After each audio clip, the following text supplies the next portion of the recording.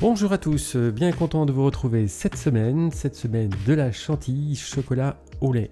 De quoi raviver les papilles des enfants, parce que le chocolat au lait c'est vraiment le chocolat préféré des enfants. Et donc j'ai dressé cette crème avec de la pâte à choux, des petits choux là que j'ai réalisé donc la semaine dernière dans la vidéo que vous avez déjà vue.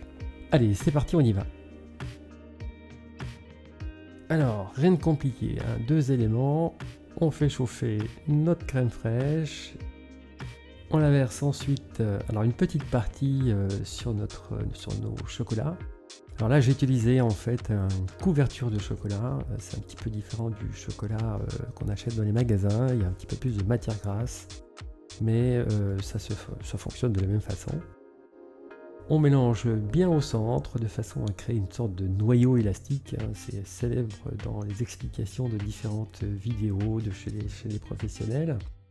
Voilà, bon, donc là je reprends le même terme, hein, mais c'est effectivement la réalité. Vous mélangez jusqu'à ce que rien ne soit fondu. Si vous avez des petits morceaux qui restent, et bien là vous rajoutez la suite et vous continuez à mélanger bien au centre de façon à créer une texture particulière qui est celle de la ganache en fait, hein. La ganache se fait comme ça.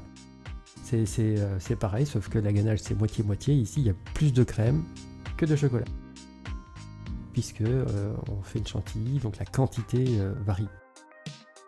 Voilà, ouais. Allez, on mélange à nouveau, toujours au centre. On essaye de ne pas trop faire incorporer d'air. Alors c'est valable pour la ganache, hein, puisque l'air en fait on va en incorporer beaucoup quand on va la monter. Voilà, une fois que tout est rentré dedans, que tout est fondu, aucune particule subsiste. Alors si vous avez ce petit problème, un petit coup de mixeur dedans pour faire fondre tous les morceaux, hein, surtout si vous utilisez un chocolat acheté en grande surface, donc un chocolat véritable et non une couverture de chocolat. Voilà, maintenant tout est refroidi. On laisse bien 2-3 heures au frais. Une chantilly ça monte pas quand c'est chaud. Et alors là je laisse en vitesse réelle pour vous montrer en fait que ça va très vite. Alors un petit rappel sur la chantilly, c'est que la chantilly donc elle monte quand l'air rentre à l'intérieur, et ça fonctionne déjà dans une chantilly normale. En lui rajoutant de la matière grasse, celle du cacao, et bien ça va s'accentuer, cet effet va se faire encore plus vite. Et en conséquence ça va monter très vite. Voilà, c'est pour ça que je vous laisse en vitesse réelle, vous voyez, ça commence à se former. Et d'un coup, en fait, ça va se raffermir, hein, puisqu'en fait, le chocolat, quand il est froid, il est solide, il est dur. Et donc, le même phénomène se produit. La crème va empêcher ça, si vous voulez. Hein, donc, ça va rester bout. Mais il ne faut pas aller trop loin. Et voilà, ça commence à se former. Ouais, ça va relativement vite. Un petit mot aussi sur la crème. Donc une crème fraîche liquide, 35% de matière grasse. Des fois on me pose la question, c'est un petit peu difficile. Alors c'est devenu un peu plus difficile de trouver effectivement des crèmes fraîches à 35%. Cela dit, à 33% ça marche très bien aussi. En dessous ça commence à être quand même assez compliqué. Mais 33 ça fonctionne. Voilà, ça y est. Et ça se forme donc assez vite sur la fin. Voilà. La vitesse pas trop rapide, hein, si vous voulez justement faire des choses assez fines, que les rosaces justement sont pas trop d'air, en fait pas trop grosses bulles d'air, donc faut pas que ça monte trop vite. On a vite tendance alors si vous le faites à la main, à taper vite fort, et puis si vous le faites avec des machines, bah, à le faire à fond. Alors ça déborde, il y a des grosses bulles d'air, visuellement c'est un peu moins beau. Là, vous voyez, les arêtes sont bien nettes, fines. Alors ça vient aussi évidemment du choix de la douille. Et si on regarde bien les arêtes, en fait, elles sont bien nettes. Et ça vient du fait que c'est pas, ça tourne pas trop fort, pas trop vite. Alors c'est très simple.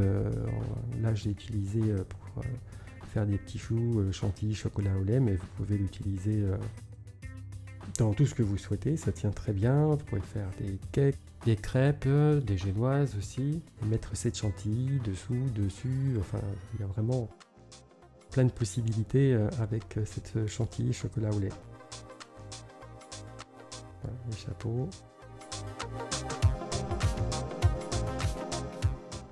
Un petit coup de cacao après par-dessus. C'est pas une obligation, on peut le laisser comme ça, on peut mettre un petit peu de sucre glace. Bon, là évidemment on n'est plus trop dans le thème, mais avec un petit peu de poudre de cacao pour rester dans le thème du cacao, hein, du chocolat, ça va très bien. C'est simple et efficace. Allez, deuxième partie de cet exposé. Maintenant donc la partie chocolat noir, hein. On se retrouve avec un chocolat noir à 70% de cacao. C'est la même chose, j'ai utilisé une couverture de chocolat noir. C'est pas une obligation, mais c'est recommandé. Ensuite, un petit peu de sucre. Là, ça lui fait pas de mal du fait qu'il y a beaucoup de chocolat noir à 70%, hein, je disais il y a un instant. Donc du coup, un petit apport en sucre est une bonne chose. Alors j'ai pas refilmé la même chose que le chocolat lait, hein. Vous faites chauffer la crème, ensuite vous le versez sur le chocolat noir en 2-3 fois. C'est exactement la même chose, on le fait refroidir, donc vous n'oubliez pas le sucre évidemment. Et à nouveau, vous la faites monter quand elle est bien froide. Alors pareil, même chose, j'ai laissé en vitesse réelle pour vous montrer que ça va encore plus vite que le chocolat lait, hein, ce qui est logique puisque le chocolat noir ayant un petit peu plus de beurre de cacao, et ben ça va encore plus vite. Voilà, c'est fait, c'est rapide. Ensuite, eh bien, à nouveau, la même chose, les petits choux remplis avec notre 3 niveaux, enfin 3, un à l'intérieur, 2 à l'extérieur, de façon à faire quelque chose de bien gourmand. Voilà, pas trop monté, bon voilà c'est le cas, hein, et pas trop vite, de façon à avoir là aussi des arêtes qui soient le plus nettes possible.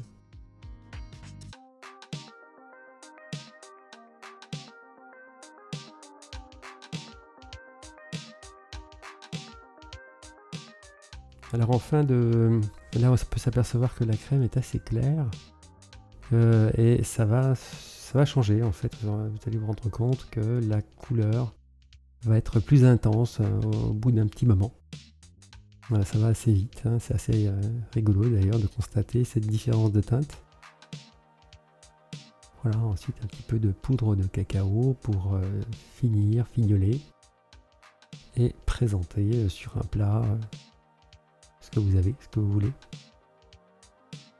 Un peu de poudre de cacao, taminer ça bien pour faire des quantités un petit peu plus importantes. Il faut y aller doucement, il faut tapoter vraiment doucement et assez haut. Sinon vous allez avoir des gros pâtés de cacao et c'est pas très joli, c'est pas très bon non plus. Ça donne un petit peu d'amertume, mais voilà, c'est léger, très très léger. Bon, j'ai pas de poudrette, hein, si j'avais une poudrette, à ce moment-là je le ferais avec. N'étant plus professionnel, voilà. Ainsi se termine cette vidéo sur la chantilly chocolat au lait et chocolat noir, traduite donc avec des petits choux, hein. Encore une fois, vous pouvez utiliser cette chantilly à tout ce que vous souhaitez. On peut faire des millefeuilles aussi, vous pouvez faire toutes sortes de choses, hein. Vous êtes totalement libre et puis laissez votre imagination œuvrer. Je vous souhaite une très bonne journée, un bon courage, la musculation du pouce si vous avez aimé et à très bientôt pour une prochaine vidéo. Salut à tous!